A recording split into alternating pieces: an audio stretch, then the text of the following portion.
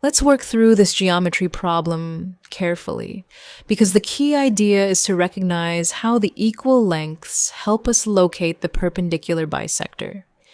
We have a semicircle with diameter PQ equal to 14, and point R lies on the extension of PQ beyond Q, with QR equal to 8.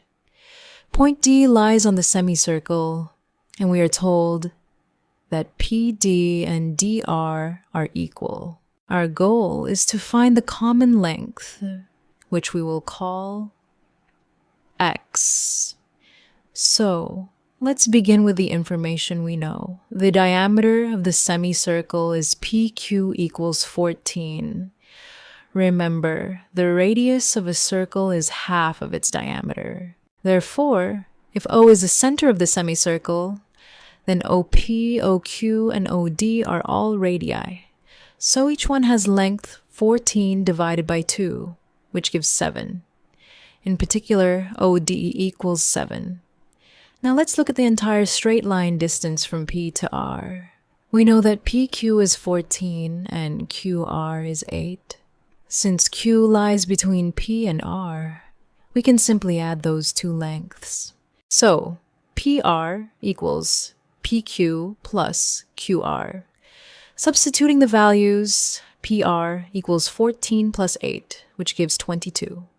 Now, here's the important geometric observation. We are told that PD equals DR. Whenever a point is equally distant from 2 points, that point lies on the perpendicular bisector of the segment joining those 2 points. Since D is equally distant from P and R, D lies on the perpendicular bisector of PR. So, if we draw the perpendicular from D to PR and call its intersection with PR point M, then M is the midpoint of PR. This means PM and MR are equal. Since PR is 22, each half must be 22 divided by 2, which gives 11. Therefore, PM equals 11 and MR also equals 11. Now, let's locate the center O relative to M. We already know that PO is the radius, which is 7. And we have just found that PM is 11. Since O lies 7 units from P and M lies 11 units from P along the same straight line, the distance OM is the difference between 11 and 7. So, OM equals 11 minus 7, which is 4. This little subtraction is important because it gives us one of the legs of a right triangle that we can use next. Now focus on triangle ODM. Because DM was drawn perpendicular to the diameter line PR, the angle OMD is a right angle. We know OD is 7 because it is a radius of the semicircle, and we have just found OM equals 4. So we now have a right triangle with hypotenuse 7 and one leg equal to 4. This is exactly where the Pythagorean theorem becomes useful. Remember, for a right triangle, the square of the hypotenuse equals the sum of the squares of the two legs. In spoken form, we can write this as dm squared plus om squared equals od squared. Now substitute the values we know. Dm squared plus 4 squared equals 7 squared. 4 squared is 16, and 7 squared is 49. So we get dm squared plus 16 equals 49. To isolate dm squared, subtract 16 from both sides. That gives dm squared equals 49 minus 16, which is 33. Therefore, dm equals the square root of 33. We take the positive square root because dm represents a length, and a geometric length cannot be negative. So now we know that dm is the square root of 33. Let's pause here for a moment and make sure we understand what we have accomplished.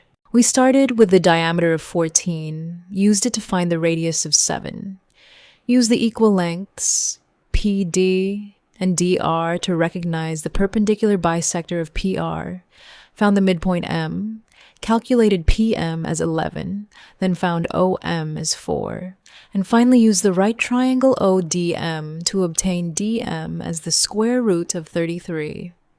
Now, we are ready for the final calculation. Look at right triangle PDM.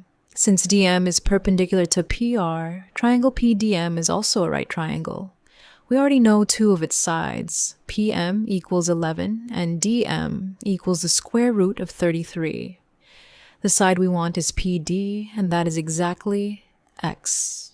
So once again, we can use the Pythagorean theorem. The hypotenuse is PD, so PD squared equals PM squared plus DM squared. Since PD is x, we can write x squared equals PM squared plus DM squared. Now substitute the values. X squared equals 11 squared plus the quantity square root of 33 all squared. Let's simplify each part carefully. 11 squared is 121. And when we square the square root of 33, the square root and the square cancel each other, leaving 33. Therefore, x squared equals 121 plus 33. Adding those gives 154, so we have x squared equals 154. To find x itself, we take the square root of both sides. That gives x equals the square root of 154. Now, before we stop, let's check whether the radical can be simplified. 154 can be factored as 2 multiplied by 77, and 77 is 7 multiplied by 11. None of those factors is a perfect square, so there is no square factor that can be taken outside the radical. Therefore, the simplified exact answer is x equals the square root of 154. So P d equals dr equals the square root of 154 units.